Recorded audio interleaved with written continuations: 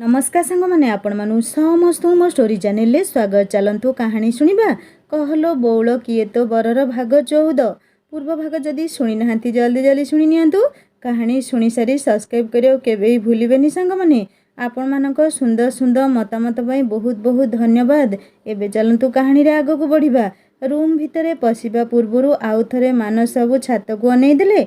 सबु संदेहर कुहली कटि जाइथिला जेमिति उज्जवल आशार आलुअरे ठिया होइथिला तार प्राणप्रिय बास्नायित शेफाड़ी मिनी। गोटे सप्ताहर व्यवधान परे से ताकू देखुथिले। सतरे एमिति काहेकि हृदय जनक बिना एते शून्य खाली खाली लगे। निज घरे माँ आउ भौणी को उपस्थिति रे भी जेमिति गोटे विराट शून्य स्थान तांको मनरे रहिथिला। एबे मिनीर टिकिए झलकरे से खाली पण जेमिति पूरण होई आसुछि। मानसाबू खूब अनुरागरे चाहिथिले मिनी को। ता मुहरे अभिमान बदଳରେ झलकुथिला जंत्रणार रेखाटिए। आखि दुई निष्पाण आउ मुहरे हताशर भाव। मिनी को देखी मानस बाबूका आखिरे बिजुलीर चमक झलकी उठिला।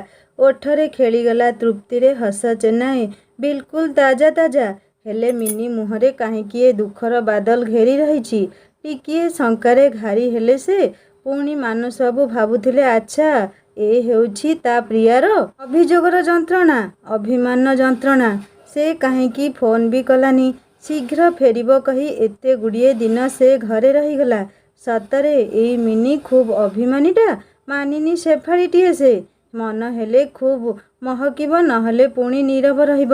मानस बाबू इशारे कहले मिनी सेठी ठिया होई राग अभिमान करुथिब ना आसीबो मो पाखकू। एई 7 दिन केते झुरिछि कि नाही केमिति कहिबि जे तुमको। एथर मानस बाबू को आमंत्रण को उपेक्षा करी न पारी दौड़िला से गेस्ट हाउस को। एक निश्वास रूम भितरे पशि जाई मानस बाबू को लुह मिशा आखिरे अनै रहितिला। मानस बाबू मिनीर एमिति व्यवहार कारण कौन जानी पारु नथुले। अचानक कौन हैला मिनी से मध्य गोटिए मुहूर्त पई शंकर सागर रे डुबिबाकु लागिले। से मध्य मिनीर एमिति अवस्था देखी एबे टिके आतंकित हेउथिले। जर बाहुरे सहारा देउ देउ पचारिले ए मिनी कौन होइछि तमर आखिरे लुह काहेकि फोन करि पालिनी बोली मन कष्ट कल। सॉरी मिनी समय पाइलिनी। जानिछ नीतार बाहाघर ठीक होइगला सेई पई एते व्यस्त रहिली आउ तम सह कथा होई पारिनी। सबु कथा तो मते ही चिंता करियाकू पड़िबो ना। मिनी एथर खूब आकर्षण मानस को जाबुड़ी धरी पचारला आउ मो कथा मो विषय कौन भाविल मो कथा किछि केबे कौन चिंता करिबनी। मिनी अचानक एमिति प्रश्न आजी कौन हिची कह मते। खूब भय होची तम कथा शुणी। मिनी आखिरे लुहर बन्या माड़ी आसिला। मानस बाबू लुहतक पोछि देउ देउ कहले कुह मिनी सबू ठीक होई जिवो। एमिति व्यस्त हले कौन समस्या समाधान हेबो किछि ठीक हेबनी मिनी मते खूब भय लागुछि। मिनी आहुरी निबिड़रे मानस को धरिथिला। एथर तो कुह मिनी कौन पई एमिति कांदुछ सबू समस्यार समाधान अछि। मिनी केमिति कहिबो 2 दिन आगरो जहा तांको घरे बापा दिव्य बाबू ता भाग्य लेखिबाकू जाउछंती। सबू स्वप्न सबू आशा तार एबे जेमिति कुहुळा नियारे कुहुड़ी हेउछि। अचानक जली उठिब आउ सबू जाली देई जिवो। ए मिनी कुह हबे मोर परीक्षा काहेकि नेउछ कहिल। मानस बाबू पुणी थरे जोर देई पचारिले। मिनी मानस बाबू को मुह को एक करुण नजर फेरेई कहला बापा मो बाहाघर ठीक करिबाकू जाउछंती। कौन हाँ तांको सांगर पुओ सहित सेई पिला बाहाघर राति रे मु जहा सह अजाणतरे कथा होइतिली सेई रिसेप्शन दिन मध्य आसीथिला आम हवेली को। सेई शशिकांत मो तारी सह बापा मो बाहाघर ठीक करिबाकू जाउछंती। तांको आडू प्रस्ताव आसीछि बापा राजी मध्य अछंती। 4 दिन परे तांको तरफरु कथा फाइनाल करिया पई आसुछंती। मानस बाबूको मुंडरे जेमिति अचानक बिजुलीपात हला। आसु आसु एमिति गोटिए खबर शुणिबे बोली से केबे स्वप्न रे भी भाबी नथिले।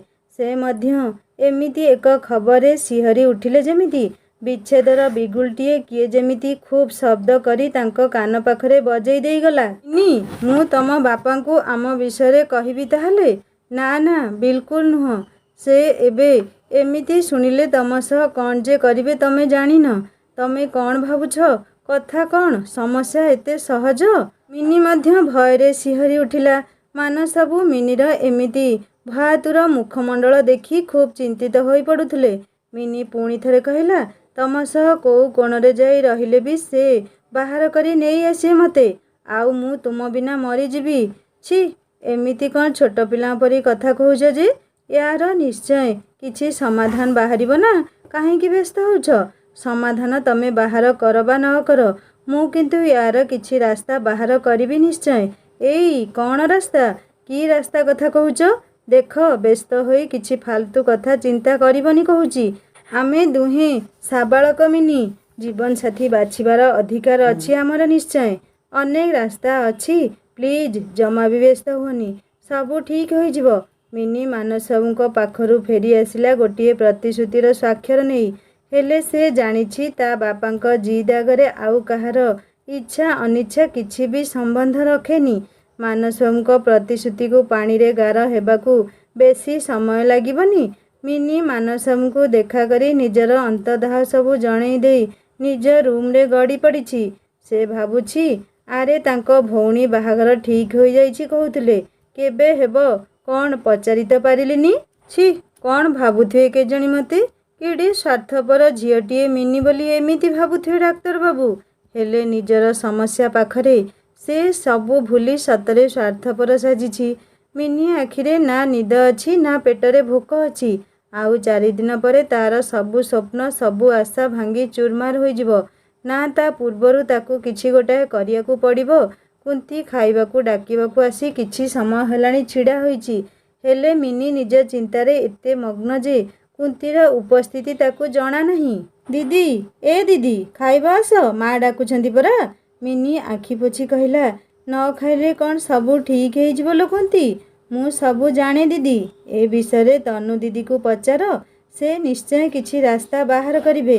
ତମେ ଏମିତି କାନ୍ଦିଲେ କି ନ ଖାଇଲେ କ'ଣ କେହି ତମ କଥା ମାନି ନେବେ? ତମକୁ କିଛି କରିବାକୁ ପଡ଼ିବ ଦିଦି। ମିନି ଆଖିରେ ଆଶାର ଆଲୁଅ ଯେମିତି ଜଳି ଉଠିଲା। ସତେ ତ, ସେ କେମିତି ତନୁ କଥା ଭୁଲିଗଲା। କୁନ୍ତି ଠିକ୍ କହିଛି ଆଉ। ତନୁ ହିଁ କିଛି ଉପାୟ କହିପାରେ ମୋତେ। ସବୁ ସମସ୍ୟାର ସମାଧାନ ତା ପାଖରେ ଥାଏ। ହେଲେ ଏତେ ବଡ଼ ସମସ୍ୟାର ସମାଧାନ କ'ଣ ତନୁ କରିପାରିବ? ଆଖି ଆଗରେ ଉଛୁଳା ନିଆଁର ନଦୀ, ସେ କ'ଣ ପାରି ହେଇ ପାରିବ? ସେ ଜାଣିଛି ମାନସବାବୁଙ୍କ ବ୍ୟତୀତ ତା ମନ କାହାକୁ କେବେ ବି ଗ୍ରହଣ କରିପାରିବ ନାହିଁ। ହଜାରେ ଦୁର୍ଭାବନା ଭିତରେ ସେ ତନୁକୁ ଫୋନ୍ ଲଗେଇଲା। ମିନି, ଏ ମିନି, କ'ଣ ହେଇଛି ଲୋ ତୋର? ଏମିତି ଉଦାସ କାହିଁକି ଜଣାପଡ଼ୁଛୁ? ତନୁ, ଘରେ ବସି କ'ଣ କରୁଛୁ ତୁ? ପରୀକ୍ଷା ତ ସରିଯାଇଛି, ଆସୁନୁ ଆମ ଘରକୁ। ବହୁତ କଥା ଅଛି ତତେ କହିବାକୁ। ମିନି, କହ, କ'ଣ ହୋଇଛି ତୋର? ତନୁ, ବାପା ମୋ ବାହାଘର ଠିକ୍ କରିବାକୁ ଯାଉଛନ୍ତି ଲୋ। ସେଇ ଶଶିକାନ୍ତ ଯିଏ ରୁଦ୍ର ଭାଇ ବାହାଘରକୁ ଆସିଥିଲା। ଏଥିରେ ଆଶ୍ଚର୍ଯ୍ୟ ହେବାର କ'ଣ ଅଛି ମିନି? ଏମିତି ହେବ ବୋଲି ତ ତତେ ଆଗରୁ କହିଥିଲି ମୁଁ।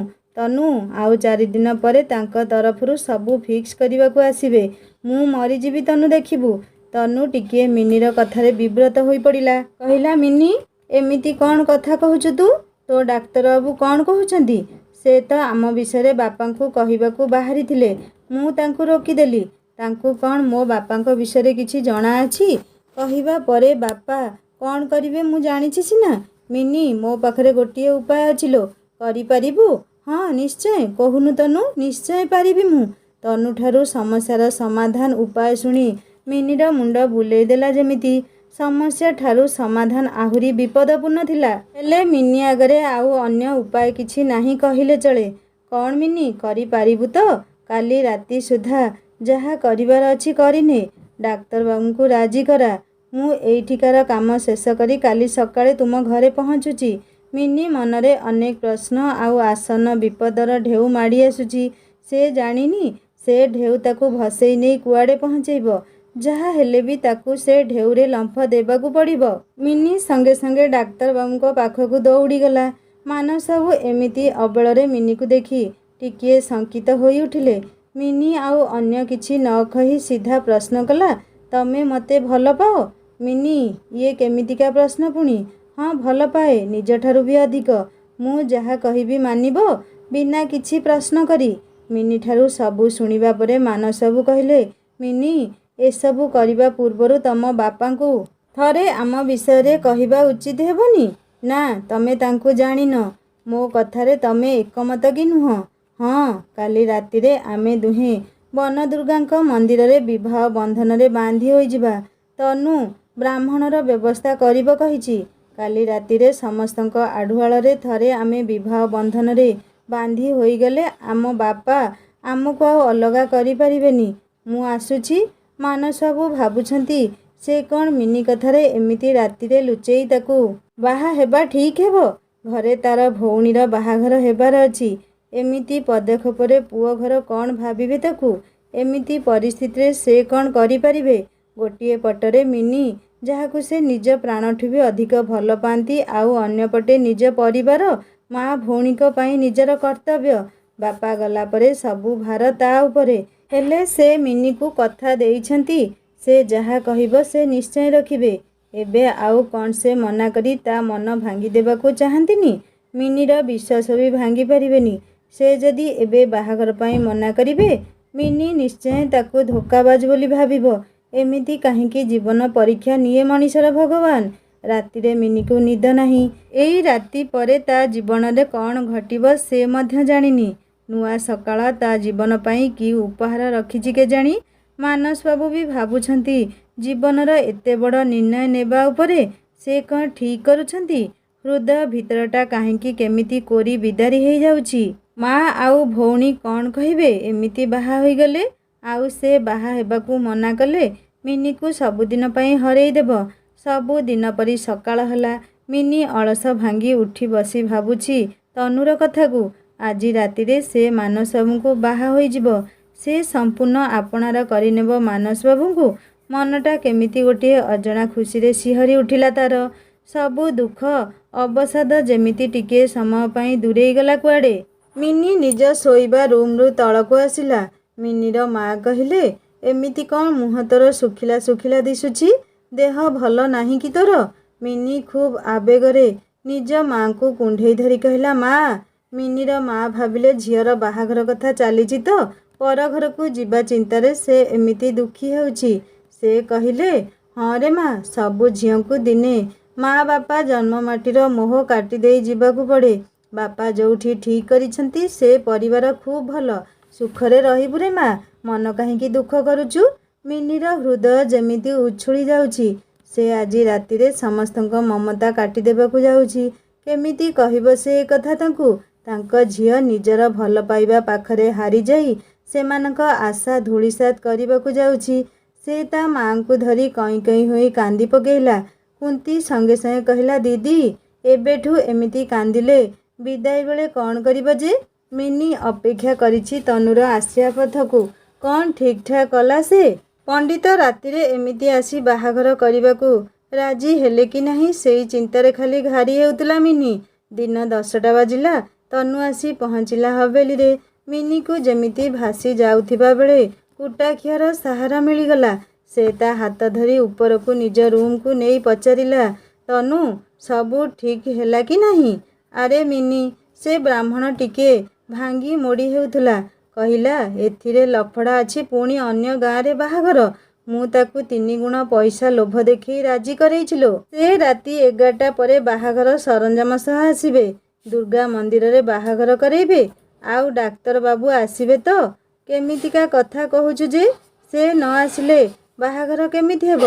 ମୁଁ କ'ଣ ଶାହାଡ଼ା ଗଛକୁ ବାହା ହେବି କିଲୋ? ଏତେ ଚିନ୍ତାରେ ଦୁହେଁ ହସି ପକେଇଲେ। ଦିନ ଢଳିଯାଇ ସନ୍ଧ୍ୟା ହେଉଥିଲା। ମିନି ମନରେ ଏବେ ସ୍ୱପ୍ନର ଜୁଆର ମାନସବାବୁଙ୍କୁ ନେଇ।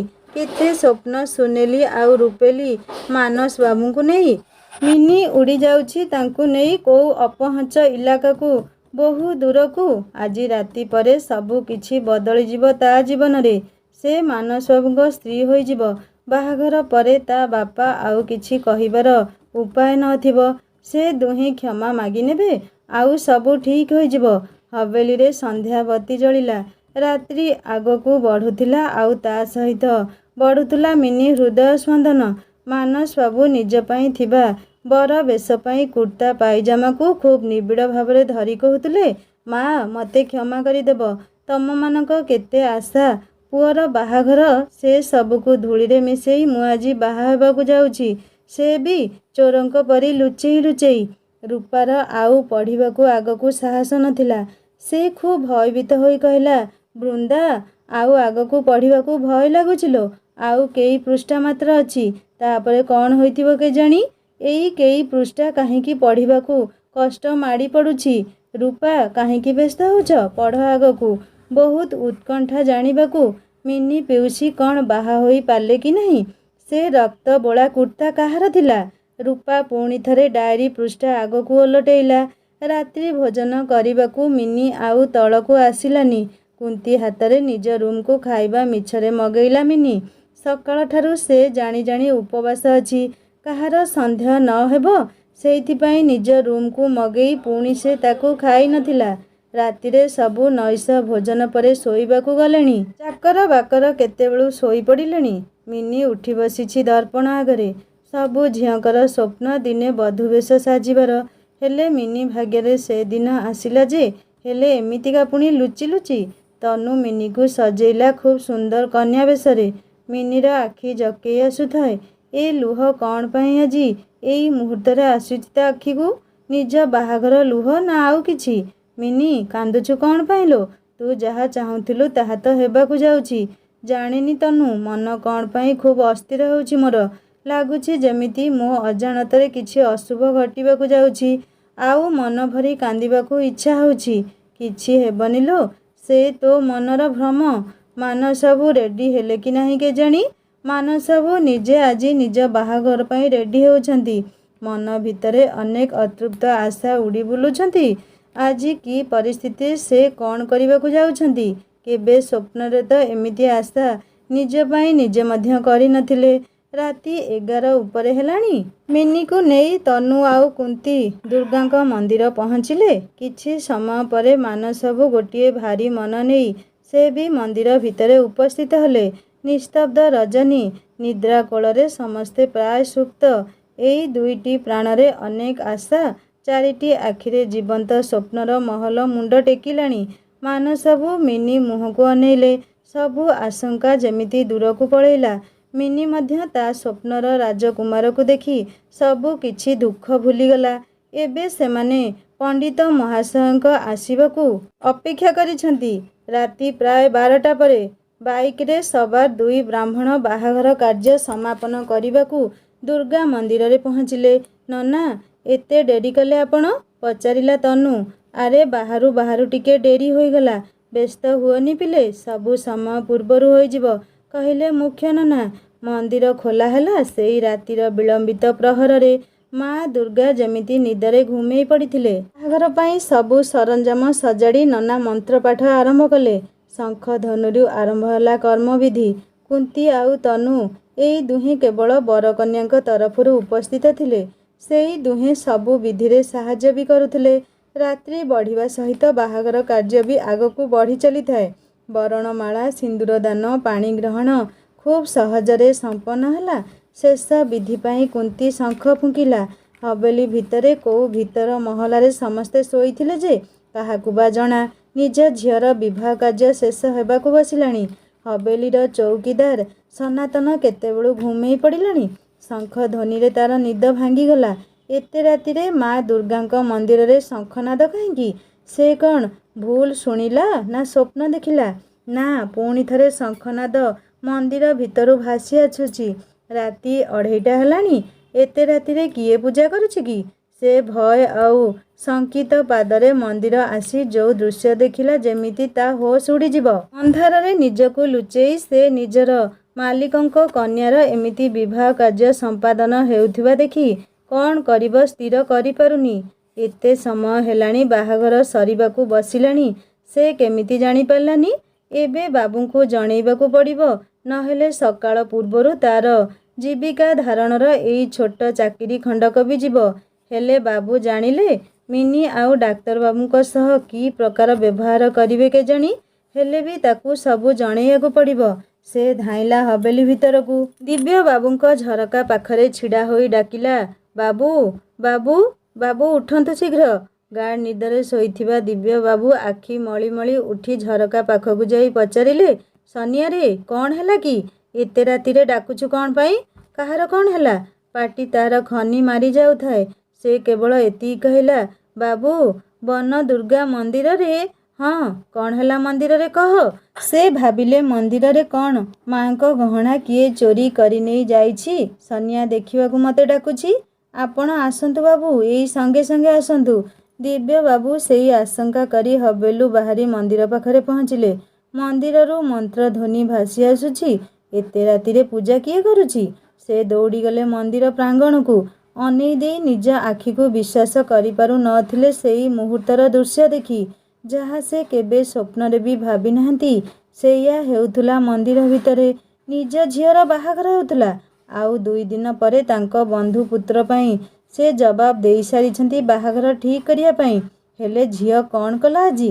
ତାଙ୍କର ସବୁ ମାନ ସମ୍ମାନ ତଳେ ପକେଇଦେଲା। ଆଖି ଆଗରେ ଝିଅର ବାହାଘର ସମ୍ପନ୍ନ ହେଉଥିବା ଦେଖି ସେ ଆଉ ନିଜକୁ ନିଜ ଭିତରେ ରୋକି ପାରିଲେନି। କ୍ରୋଧରେ ଦେହ ଥରୁଥିଲା ତାଙ୍କର। ବାହାଘର କାର୍ଯ୍ୟରେ ବ୍ୟସ୍ତ ନନା କି ମିନି, ମାନସ ବାବୁ ବି କାହାରିକୁ ଏ ବିଷୟରେ କିଛି ବି ଜଣା ନାହିଁ। ଦିବ୍ୟବାବୁଙ୍କର ସମସ୍ତ କ୍ରୋଧ ମାନସ ବାବୁଙ୍କ ଉପରେ ଠୁଳ ହେଲା। ସେ ଜାଣନ୍ତି ତାଙ୍କ ଝିଅ ମିନି କେତେ ସରଳ ଆଉ ଶାନ୍ତ। ତା ମୁଣ୍ଡରେ ଏମିତି ବୁଦ୍ଧି ଏଇ ଡକ୍ଟର ହିଁ ପୂରେଇଛି। ନିଜ ପିଲା ନିଜକୁ ସବୁବେଳେ ନିର୍ଦ୍ଦୋଷ ଲାଗନ୍ତି। ସେ ସେଇଠୁ ପୁଣି ଦୌଡ଼ିଗଲେ ହବେଲି ଭିତରକୁ। ଦୋନଳୀ ବନ୍ଧୁକ ବାହାର କରି ଆଣି ଏଥର ଠିଆ ହେଲେ ମନ୍ଦିର ଭିତରେ। ଭୟଙ୍କର କ୍ରୋଧମିଶା ଗର୍ଜନ କରି ଡାକିଲେ ମିନି। ସେତେବେଳକୁ ବାହାଘର ସମ୍ପୂର୍ଣ୍ଣ ଶେଷ ହୋଇସାରିଥିଲା। ମିନି ଆଉ ମାନସ ବାବୁ ମା'ଙ୍କର ଆଶୀର୍ବାଦ ନେବାକୁ ଉଠିବେ। ସେଇ ସମୟରେ ଦିବ୍ୟବାବୁ ସେମାନଙ୍କ ଉପରକୁ ବନ୍ଧୁକ ଉଠେଇ କ୍ରୋଧରେ ଖାଲି ଘାଇଲା ବାଘ ପରି ଗର୍ଜନ କରୁଥିଲେ। ନନା, ତମେ ମୋ ଝିଅ ବାହାଘର ମୋ ବିନା ଅନୁମତିରେ କରିବାକୁ ସାହସ କଲ କେମିତି? ସେ ମୋ ଝିଅ ବୋଲି କ'ଣ ଭୁଲିଗଲ? ଦେଖନ୍ତୁ ଜମିଦାର ସାହେବ, ଆମେ ହେଲୁ ଯଜମାନ ଲୋକ। ଯୋଉଠି 2 ପଇସା ମିଳିଲା ଆମେ ନ ଆସିବୁ କେମିତି? ତା ଛଡ଼ା ଆମେ କ'ଣ ଭୁଲ କଲୁ? ଝିଅ ପୁଅ ଉଭୟ ଶିକ୍ଷିତ ଆଉ ସାବାଳକ। ଜୀବନସାଥୀ ବାଛିବାର ଅଧିକାର ଅଛି ସେମାନଙ୍କର। ଏବେ ତ ଯଥାରୀତି ବାହାଘର ସରିଛି, ଏଥର ଆମେ ଆସୁଛୁ। ଏତିକି କହି ବ୍ରାହ୍ମଣ ନନା ଦୁହେଁ ସେଇଠୁ ନିଜ ରାସ୍ତା ଦେଖିଲେ। ମିନି କହିଲା, ବାପା ମୋ କଥା ଶୁଣନ୍ତୁ ବାପା। ଚୁପ୍ କର ନିର୍ଲଜ୍ଜୀ, ତତେ ଟିକିଏ ବିବେକ ବାଧା ଦେଲାନି ଏସବୁ କରିବାକୁ? ମୋ ମାନ ସମ୍ମାନ ଖିଆଲ ଆସିଲାନି ତୋ ମନରେ? ହେଲେ ମୋ ସମ୍ମାନରେ ମୁଁ ଆଞ୍ଚ ଆସିବାକୁ ଦେବିନି। ଏ ବାହାଘରକୁ ମୁଁ କସ୍ମିନ କାଳେ ମାନିବିନି। ଯୋଉଠି ମୁଁ ଠିକ୍ କରିଛି ସେଇଠି ତୋର ବାହାଘର ହେବ। ବାପା ମୁଁ ଆକୁ ମୋର ବାହାଘର ବି ସରିଯାଇଛି ଯଥାରୀତିରେ। ବାପା ଚୁପ୍ କର, ୟାକୁ ଆଜି ମୁଁ ଗୁଳି କରିଦେବି। ମୋ ଇଜ୍ଜତ ଉପରେ ଆଜି ଏଇ ବିଶ୍ୱାସଘାତକ ହିଁ କୁଠାରଘାତ କରିଛି। ଏ ବିଶ୍ୱାସଘାତକକୁ ଛାଡ଼ିବିନି କେବେ। ବାପା ବାପା ଚୁପ୍ ହେଇଯାନ୍ତୁ ବାପା, ତାଙ୍କର ଏଥିରେ କିଛି ବି ଦୋଷ ନାହିଁ। ସବୁ କିଛି ମୋରି ଇଚ୍ଛାରେ ହୋଇଛି। ସବୁ ଦୋଷ ମୋର ବାପା। ଆଉ ତୁ 2 ପଇସାର ଡାକ୍ତର, ତତେ ନିଜ ଘରେ ରହିବାକୁ ଦେଲି ବୋଲି ମୋ ପିଠିରେ ଛୁରୀ ମାରିଦେଲୁ ନା? ତତେ ଆଜି ଏଇଠି ଶେଷ କରିଦେବି ମୁଁ। ମାନସ ବାବୁ କ'ଣ କହିବେ ଜାଣିପାରୁନାହାନ୍ତି। ସେ ପୂରାପୂରି ସ୍ଥାଣୁ ପାଲଟି ଯାଇଥିଲେ ଯେମିତି। ସେ ତ ଏମିତି ବାହା ହେବାକୁ ଆଦୌ ପସନ୍ଦ କରୁନଥିଲେ। ହେଲେ ମିନିର ଇଚ୍ଛା ଆଗରେ ସେ କିଛି କରିପାରି ନଥିଲେ। କୁନ୍ତି ଆଉ ତନୁ ପିଉସାର କ୍ରୋଧ ଦେଖି ମନ୍ଦିର ଭିତରେ ଲୁଚି ଯାଇଛନ୍ତି। କ'ଣ ହେବ ସେଇଆ ଭାବି ମନେ ମନେ ଶିହରି ଉଠୁଥିଲେ। ମନ୍ଦିର ଭିତରେ ରହି କେବଳ ପ୍ରାର୍ଥନା କରୁଥିଲେ। ଯୋଉ ପାଇଁ ଡର ଥିଲା ସେଇଆ ହିଁ ହେଲା। ଦିବ୍ୟବାବୁ କ୍ରୋଧରେ ଅନ୍ଧ ସାଜି ସାରିଥିଲେ। ଆଖି ଆଗରେ ନିଜର ଝିଅ ଆଉ ମାନସ ବାବୁ ପାଇଁ କେବଳ ଆଖିରୁ ତାଙ୍କର ଭୟଙ୍କର କ୍ରୋଧ ଘୃଣାରେ ଅଗ୍ନି ଉଦ୍ଗୀରଣ ହେଉଥିଲା। ତୁ ମୋ ଝିଅକୁ ବାହା ହେବୁ? ତୋର ଏତେ ସାହସ? ନିଜକୁ କେବେ ଦେଖିଛୁ? କ'ଣ ଅଛି ତୋ ପାଖରେ? 2 ଅକ୍ଷର ପାଠ ନା? ଦେଖ ମୁଁ କ'ଣ କରୁଛି ଏବେ। ଏତିକି କହି କ୍ରୋଧରେ ଅନ୍ଧ ହୋଇଥିବା ଜମିଦାର ଦିବ୍ୟବାବୁ ମାନସ ଉପରକୁ ଗୁଳି ଚଳେଇ ଦେଲେ। ମିନି ଖୁବ୍ ଭୟ ଆଉ ଦୁଃଖରେ ଚିତ୍କାର କଲା, ବାପା ଏ କ'ଣ କଲ ତମେ? ବିନା ଦୋଷରେ ତାଙ୍କୁ ମାରିଦେଲ। ଗୁଳି ସିଧା ମାନସ ବାବୁଙ୍କ ଛାତି ପାଖରେ ଲାଗିଲା। ପିନ୍ଧିଥିବା କୁର୍ତ୍ତା ରକ୍ତରେ ଭିଜି ଯାଉଥିଲା। ସେ ନିଜର ଛାତି ଚାପି ଧରି ସେଇଠି ବସି ପଡ଼ିଲେ ଖୁବ୍ ଯନ୍ତ୍ରଣାରେ। ମିନି କାନ୍ଦି କାନ୍ଦି ବସିପଡ଼ି ମାନସ ବାବୁଙ୍କୁ ନିଜ କୋଳରେ ଶୁଆଇ ଦେଇ କହିଲା, କିଛି ହେବନି ତମର, ସବୁ ଠିକ୍ ହୋଇଯିବ। ଦିବ୍ୟବାବୁ ଆହୁରି କ୍ରୋଧାନ୍ୱିତ ହୋଇ ସେଇଠୁ ଯାଉ ଯାଉ କହୁଥିଲେ, ମଧୁ ନିତ୍ୟାକୁ କହୁଛି ଏଇଟାକୁ ଗଡ଼ ଖାଇରେ ଫୋପାଡ଼ି ଦେଇ ଆସିବେ। ସେ ସେମାନଙ୍କୁ ଡାକିବାକୁ ଚାଲିଗଲେ ହବେଲି ଆଡ଼କୁ ଖୁବ୍ ଦ୍ରୁତ ଗତିରେ। ମିନି ଖୁବ୍ ଯନ୍ତ୍ରଣା ହେଉଛି ମୋତେ। ମିନି ତାଙ୍କୁ ନିଜ ଛାତିରେ ଜାକି ଧରି କହିଲା, କିଛି ହେବନି ତମର, କିଛି ହେବାକୁ ଦେବିନି ମୁଁ। ମିନି ମାନସ ବାବୁଙ୍କ ଦେହରେ କୋଉଠି ଗୁଳି ଲାଗିଛି ବୋଲି ଜାଣିବାକୁ ତାଙ୍କ ଦେହରୁ ସେଇ କୁର୍ତ୍ତାଟିକୁ ବାହାର କଲା। पूरा छाती बाहु रक्तरे भिजुला।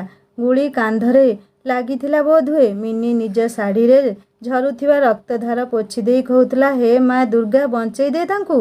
दिव्यको सह थिले नित्या आ मधु। घोषाड़ी घोषाड़ी नहीं चल सेईटाकू। छोटलो कौठिकार मो झीयकू बाहा हेब पुणी ये। से दुहें मिनी कोलरू खूब निष्ठुर भावरे मानस बाबूଙ୍କୁ घोषाड़ी नेउथिले। मिनी आउ अन्य उपाय न पाई कहिला, बापा तांकू छाड़ी दियो, तांकर किछि दोष नाही एथिरे। तांकू बंचाओ बापा, सबु दोष मोर। मते दंड दियो जहा देबा कथा। तांकू छाड़ी दियो बापा, तांकू छाड़ी दियो। छाड़ी देबी। मिनी एथर आउ संभाली पालानी। से अन्य उपाय पाउनथुला। ता आखिरु मानस बाबूଙ୍କୁ दूरकू नहीं जाउथिले सेमाने। दिव्य बाबू जीवाकू बाहारुछंती। मिनी उठी ठिया हला आउ खूब गंभीर स्वर कहला, बापा ठिया हुआ सैठी कहूची। दिव्य बाबू झीयर एमिति कथारे ठिया होई गले। तांकर जदि किछि होई जाए बापा, ताहाले मो अभिशाप सुण बापा। तम वंशरे केही रहिबेनी बत्ती जळेइबाकू। माँ दुर्गांकू साक्षी रखी तांकू बाहा होइथिली, आउ तांकू साक्षी रखी मो अभिशाप भी शुणिकी जाओ बापा। निर्वंश होइजिब जदि तांकर किछि होई जाए आजी। छी, तू निज भाई पाई एमिति कहि पारुछु मिनी? छी मिनी छी, तते झियो कहबाकू मते लाज लागुछि। बापा से भी कहार पुओ, कहार भाई। गुली केमिति मारी पालो तुमे? से तांको माँ भौणीर एकमात्र साहा भरोसा। निज पुओ कथा शुणी कष्ट लागिला, आउ कहार पुओ उपरकू गुली मारिबाकू हाथ कंपिलानी तुमर? मिनी असहाय होई मानस बाबूଙ୍କ रक्त जुड़ीबुड़ू कुर्ताटीकू निज छातीरे जाबुड़ी धरी खूब उच्च स्वରରେ कांदी उठिला। मिनीर करुण बिलापरे रातिर बक्ष जेमिति सरबिध होउथुला। सिंदूरा फाटिब। मिनीर करुण बुकु फटा ततला निश्वास समग्र प्रहराजपुरकू जेमिति संक्रमित होउथुला। से माँ दुर्गांकू खूब विकଳରେ प्रार्थना कला, माँ मो सिंदूरकू रक्षा कर माँ। आजी जाए तोते केते सिंदूर लगेइछि माँ, आजी मो सिंदूर तोते लागिला माँ। मिनी दौड़िला हवेली आड़कू खूब द्रुत गतिरे, छातीरे जाकी धरी रक्त भिजा कुर्ताटीकू। हेले मानस बाबूଙ୍କ चिन्ह बन नथिला हवेली रे। मिनी सेठी कचाड़ी होई पड़िला। रूपा आखिरे लुह। से कई कई होई कांदुथिला खाली। आउ आगकू किछि नथिला लेखा डायरी रे। बाकी पृष्ठा थिला बिल्कुल साधा कागज। रूपा कहिला, बृंदा या परे किछि लेखा होई नाही काहेकि? कौन हैला सेमानकर? मानस पिउसांक सह सेमाने कौन कले? मिनी पिउसी काहांती एबे? बृंदा तमे भी केबे किछि शुणिन ए विषୟରେ? ना सांग, केही केबे सेमानक नाम भी धरिबार मु शुणिनी। मिनी पिउसी तांक रूम को आसीथिबे निश्चय, नहले पिउसांक रक्त जुड़ुबुड़ू कुर्ता सेठीकू गला केमिति? हेले मिनी पिउसी काहांती? तांक सह कौन हैला पुणी? आउ केते निष्ठुर एई जेजे बापा। घृणा आसुची तांक उपरे। पुणी थरे कांदी उठिला रूपा। निजर मिनी पिउसी आउ मानस पिउसांक पाई सेई मुहूर्तरे लागिला। साଙ୍ଗमाने सेई मुहूर्तरे रूपाकू कौन लागिला? कौन हैला मिनी ओ मानसक सहित? जानिबा कहानीर नेक्स्ट पार्ट रे। कहानी केमिति लागिला मते कमेंट करी जणैबे। आउ जदि भल लागि थाए सब्सक्राइब करी बेल आइकन निश्चय दबाई देबे। बहुत सुंदर हिंदी स्टोरीटीए लेखुची सांगमाने। अपलोड करी सारलेनी 4-5 पार्ट। आपण माने कहानी सुनंतु। Meena TV Hindi story channel. आपण माने जदि कहानी सुनिबाकू चाहूचंती मते कमेंट करंतु। एही कहानीर डिस्क्रिप्शन ने लिंक दे देबी। सांगमाने आपण माने सबु बेले कमेंट करचंती भलो कहानी दियो, भलो कहानी दियो। आठारु आउ कौन भलो कहानी अधिक होई परिबो?